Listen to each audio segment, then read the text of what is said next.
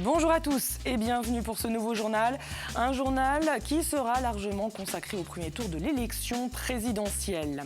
Emmanuel Macron et Marine Le Pen sont donc qualifiés pour le second tour. Vous le voyez bientôt, les résultats nationaux vont s'afficher. Emmanuel Macron est premier avec 23,75% des voix. Marine Le Pen deuxième avec 21,53%. Suivent dans l'ordre François Fillon, 19,9%. Jean-Luc Mélenchon, 19,6%. Benoît Hamon, 6,3%. Nicolas Dupont-Aignan, 4,7%. Enfin, Jean Lassalle et Philippe Poutou ont obtenu respectivement 1,2% et 1,1%. François Asselineau, 0,9%. Nathalie Arthaud, 0,65%. Et enfin, Jacques Cheminade est le candidat ayant obtenu le moins de voix avec moins de 0,2%. Aucun donc des partis traditionnels n'est qualifié au second tour, une première dans la Ve République. Emmanuel Macron et Marine Le Pen, de leur côté, se sont évidemment réjouis de leur score. Je vous propose d'écouter leur réaction lors de leur prise de parole dimanche soir. J'ai entendu vos aspirations à l'alternance véritable, à la vitalité démocratique, à l'exigence écologique et économique. Pour construire un avenir possible qui rendra la France plus forte dans une Europe qui protège, j'aurai besoin de votre vote, j'aurai besoin de votre confiance. Je suis la candidate du peuple. Je lance un appel à tous les patriotes sincères, d'où qu'ils viennent, quelles que soient leurs origines, quel qu'ait été leur parcours et leur vote au premier tour, à me rejoindre. Je les appelle à sortir des querelles périmées, des a priori et des ressentiments, parce qu'il y va de l'intérêt supérieur du pays.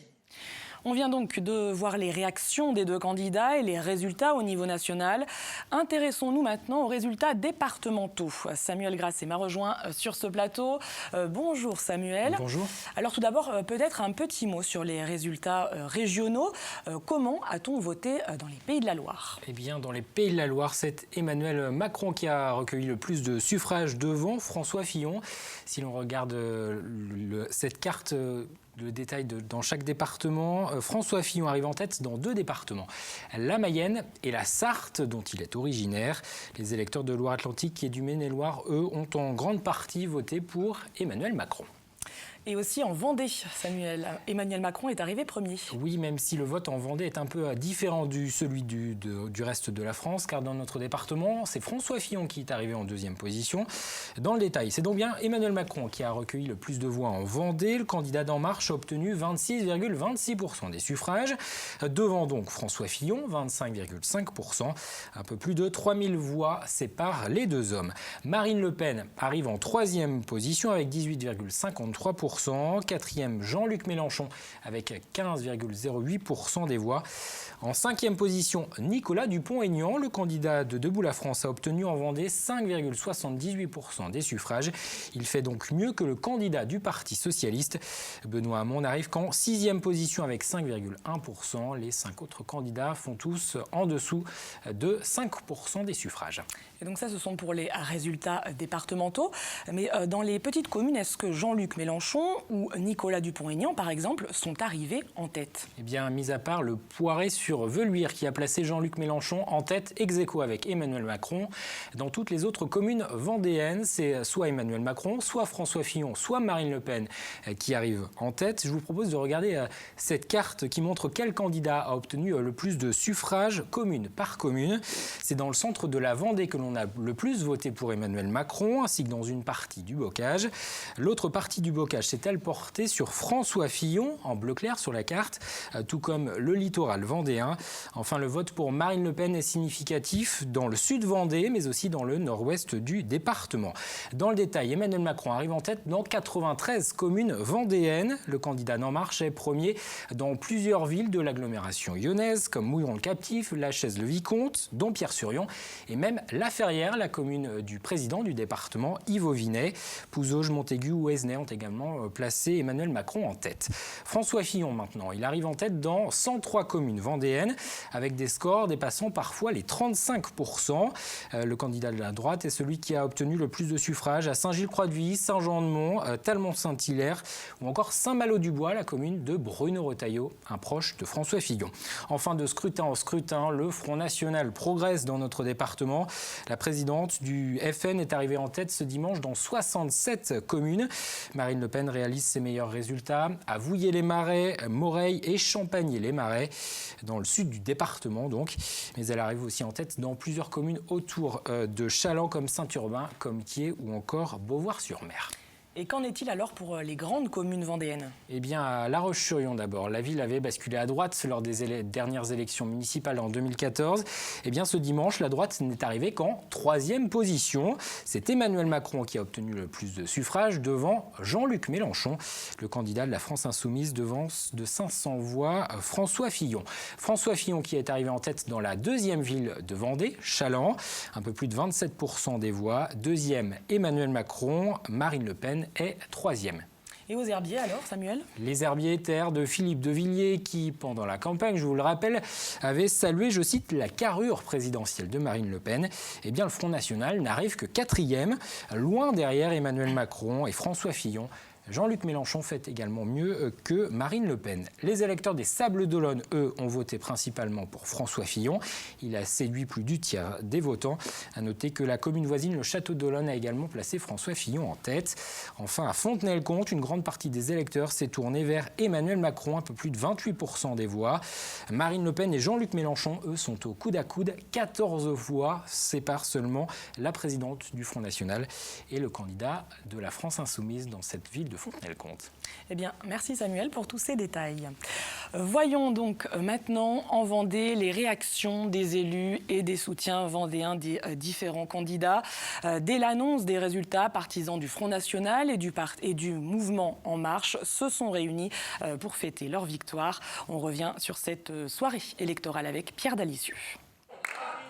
Chez les soutiens d'Emmanuel Macron, c'est le soulagement. Leur candidat est non seulement au second tour, mais en tête du premier. Pour ses militants, tout reste à faire. C'est une joie, mais une joie contenue, une joie mesurée, parce qu'on vit un moment historique, puisque notre candidat Emmanuel Macron arrive en tête au premier tour de la présidentielle. Et donc, ça récompense tout le travail qui a été accompli par lui et puis par l'ensemble des adhérents au mouvement qui sont aujourd'hui plus de 250 000.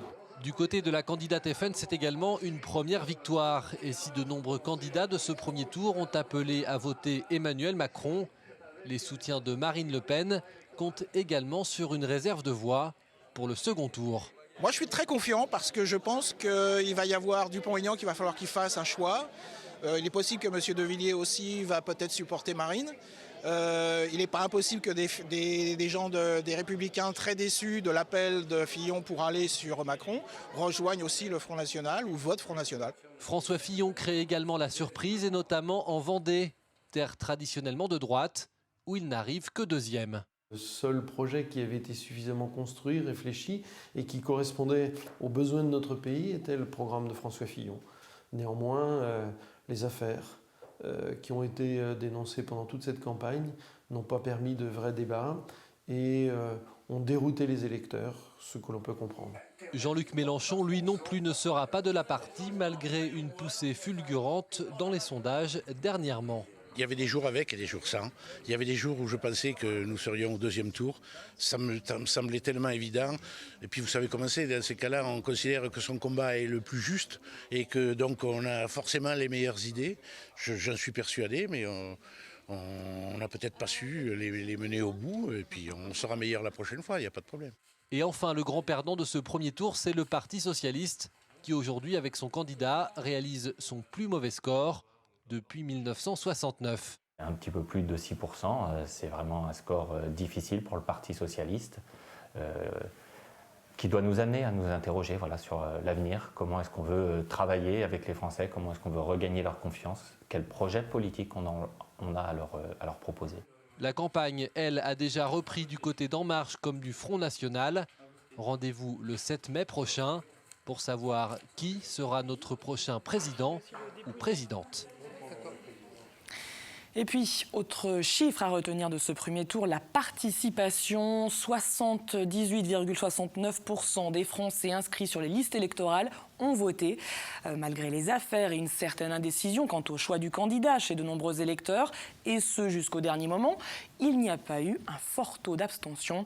La participation a été quasiment identique à celle de 2012. Et en Vendée aussi, les électeurs se sont déplacés dans les bureaux de vote. 83,89%, c'est le taux de participation. Et ce, malgré le beau temps qu'il faisait ce dimanche. Sur la plage des Sables-d'Olonne, certains avaient pris leur disposition pour aller voter avant de profiter des joies de la mer. D'autres, au contraire, ont préféré la plage aux urnes. Écoutez ces quelques réactions recueillies dimanche après-midi. Bien sûr que j'ai été votée. Ce matin à 8h, vous voyez, j'étais pas en retard. Si j'aurais été chez moi, ouais, j'aurais été peut-être voté, mais là, du coup, j'ai profité le soleil plutôt que d'aller voter. Je suis de La Roche et je ne suis pas encore allée voter. Et vous allez y aller? Oui, après. Si j'aurais voté blanc, au moins faire entendre ma voix, mais ça ne changera rien de toute façon. Il vaut mieux s'en sortir par soi-même et créer les choses par soi-même qu'attendre des autres choses des autres en fait. Oui, j'ai été voté, bien évidemment, c'est quelque chose d'important. Facile, je suppose que sur le premier tour, effectivement, c'est facile. Maintenant, j'ai beaucoup plus d'inquiétude sur le deuxième tour. Est-ce que ça a été facile? Avec du recul, non. Le choix facile, non. Mais je l'ai fait quand même. Et on referme cette page politique dans les coulisses des services préfectoraux. Nous avons suivi cette soirée électorale à La Roche-sur-Yon, à la préfecture, où sont centralisés les résultats. À chaque élection, c'est le même processus, les mêmes règles, à la différence près que cette année, les mesures de sécurité ont été renforcées pour éviter les piratages informatiques. Retour donc sur cette soirée avec Alix Lanos. Alors, Saint-Pavaubourg-des-Landes, 801. 801, ouais, exact. Nombre d'inscrits et de votants pour chaque commune du département. C'est ici, dans cette salle, que les premiers résultats des bureaux de vote vendéens arrivent au fur et à mesure de la soirée. Nous recevons les résultats en provenance de 240 communes sur les 267 communes du département, puisque les 27 autres adressent directement les résultats par le biais d'une application. Après une première vérification des résultats et de leur cohérence, c'est dans une seconde salle qu'ils vont être épluchés et détaillés. Nombre de voix pour chaque candidat, abstention. Ici, les chiffres sont vérifiés un à un. Ces résultats arrivent ici, dans ces différentes bannettes, et chaque poste de travail, par binôme, vont pouvoir les rentrer sur les postes informatiques qui sont ici et qui les déversent dans l'application nationale qui va permettre d'agréger, d'additionner tous ces résultats pour qu'ils remontent au niveau national et puissent rentrer dans la comptabilisation à l'échelle du pays. Un peu plus loin, les journalistes et représentants politiques observent eux aussi avec attention le détail des résultats. On me demande pas forcément de donner des résultats au compte-gouttes, mais plutôt de tirer une analyse et là de voir par exemple que le Sud Vendée a majoritairement, a beaucoup voté extrême droite, que François Fillon s'est effondré et que Le Pen est bien haute et que Macron aussi. À la préfecture de la Vendée, une quarantaine de personnes étaient mobilisées pour ce premier tour de l'élection présidentielle. C'est ce même dispositif qui sera remis en place lors du second tour de l'élection, mais également pour les législatives en juin prochain. Voilà donc ce que l'on pouvait dire sur ce premier tour de l'élection présidentielle. Nous aurons bien sûr l'occasion d'y revenir dans notre prochaine édition. Dans le reste de l'actualité en sport, football, pour la 30e journée de nationale, les Herbiers se déplaçaient ce vendredi à Marseille et ils n'ont pas réussi à se départager. C'est donc sur un nul 1-1 que s'est terminée la rencontre. Les Herbretais sont en bonne passe de se maintenir. Ils pointent à la 11e place et il reste encore 4 matchs à jouer avant la fin de saison. Et puis en rink hockey, la Vendéenne n'a pas réussi à conserver la Coupe de France, gagnée l'an dernier. Les Vendéens se sont inclinés face à Saint-Omer en demi-finale, au terme d'un match très particulier qui aura duré pas loin de 2h30 pour se finir au tir au but et sur donc la défaite de la Vendéenne. Enfin en basket, les filles de La Roche-sur-Yon se sont imposées ce week-end face à Montbrison, 69-56. Pourtant rien n'était joué d'avance. La première période a été compliquée pour les Vendéennes, mais elles ont réussi à décrocher leur victoire en quart de finale aller des playoffs de Ligue 2. On ne pouvait pas commencer les playoffs par une défaite, c'est ce qu'on s'est dit à la mi-temps. Donc voilà, il fallait absolument se retrousser les manches et puis mettre le bleu de chauffe. Donc c'est ce qu'elles ont fait. Bon, d'abord là-dessus on le sait, on a un groupe donc on est capable du pire et puis on est capable de faire vraiment une grosse deuxième mi-temps comme on l'a fait là. Donc voilà, c'est vraiment positif pour finir, quoi. Et le match retour, c'est ce mercredi à Montbrison. En basket, toujours National 1, dernière journée, Challans a gagné à Saint-Vallier et termine donc 5e. Ils débuteront les playoffs le week-end prochain.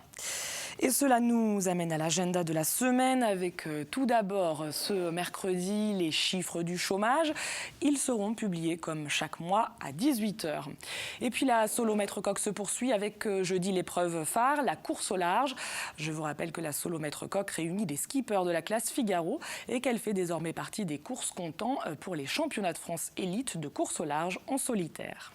Samedi débute l'opération Jardin ouvert pour le Neurodon, 15e édition. 5 parcs et jardins de Vendée ouvriront de samedi à lundi. Pour chaque ticket d'entrée acheté, 2 € seront versés à la recherche sur les maladies neurologiques. Enfin, lundi 1er mai, c'est la fête du travail. Une fête qui tire son origine des combats du mouvement ouvrier pour obtenir la journée de 8 heures à la fin du 19e siècle.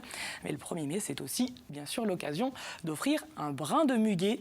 Chaque année, il s'en vend aux alentours de 60 millions. Avant de se quitter, jetons à présent un coup d'œil à la météo. C'est la fin du beau temps, retour d'une perturbation ce mardi qui nous amène de la pluie, vous le voyez, sur toute la Vendée. Côté température, ça reste frais avec 12 degrés au maximum de la journée. C'est la fin de cette édition. Merci à tous de nous avoir suivis et à demain pour un nouveau journal.